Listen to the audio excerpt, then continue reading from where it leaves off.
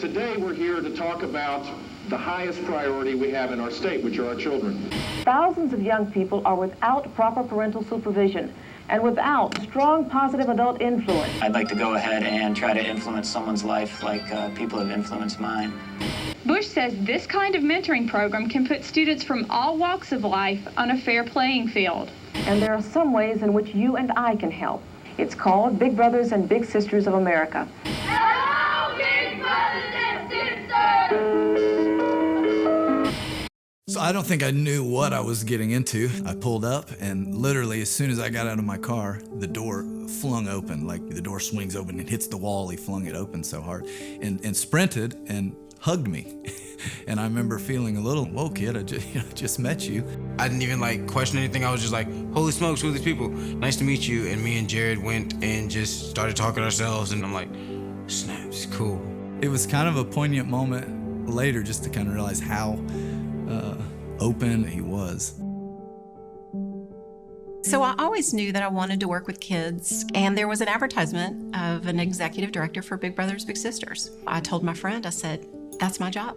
Back then, we were probably, when I first came to the agency, serving about 150 kids. We were nestled inside United Way. Looking back over the years, oh my goodness, the stories I could tell you. The roof caving in during hurricanes, to raccoons and snakes, and just some big challenges along the way. And now we're serving annually close to 700 kids. I couldn't ask for any better mission. And so I've been a big ever since. The match that I had the longest was Javante, and I will always remember the day I met him, and he just smiled. He never stopped smiling. I could just see a light in this child. It was really easy initially to be overwhelmed, like, oh my gosh, he just needs so much. I began to realize, I think if I can just focus on one thing throughout the entire match, it would be teaching this child that he is in control of the life he wants to live. You get caught up trying to solve these complex problems for humanity. Just do the next right thing. It doesn't have to be anything that takes a whole wealth of energy or resources. Just the simple act of being consistent. It's pretty easy to just show up. They know that I'm coming every Saturday. So I've seen so many children that they didn't know what was going to happen next.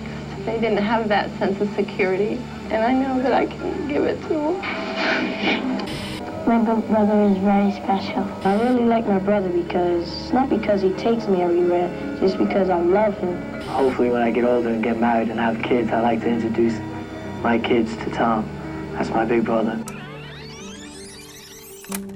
We live in a world where young people are really motivated by superheroes, and I'm not gonna lie, so am I. I think it's great. The new tagline is Defenders of Potential, and I love that. I think it says exactly what our organization is all about. It takes everybody to do what we do. It's no longer taking the back seat.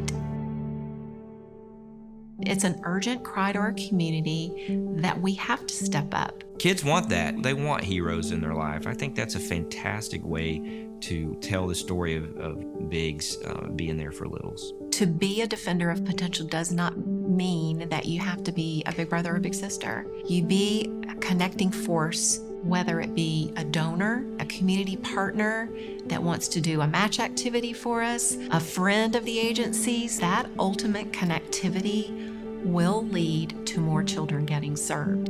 It's like a dream come true. I wish everyone had the opportunity to know every one of our staff members and to sit down with them for just a day. They are tenacious. The look in their eye when they make a match, or when they talk about the success of a program, that shows the love that the staff of Big Brothers Big Sisters has for the mission. They remind each other often of the good. Remember where this child would be, but remember the one that you helped yesterday. And it's the little things that keep us doing what we're doing every day. Being matched as a big taught me a lot about hope. We have had a lot of first times together. Their first birthday party, the first time at the mall, the first time in a restaurant. This is the first car, my first car Jared gotten for me. So Jared got you the car? Yeah. A while back, he had set up a bank account for me and like put money in there, like it just accumulated over the years. He saw something in me and he's like, all right, if you get your job, I'll get you a car. I'm like, all right, that's awesome. Next thing I know, I talked to him the next week. He's got a second job. Like, man, look at you. If he can do that for me, I want to be able to do the same thing for another youth in the community. Because everybody needs a shot at doing something. You give someone that shot, you never know what can happen. Just because you gave him that inkling of hope that he could be something more than just a statistic or just some kid. Probably won't meet another person as amazing as Jared unless I become that person.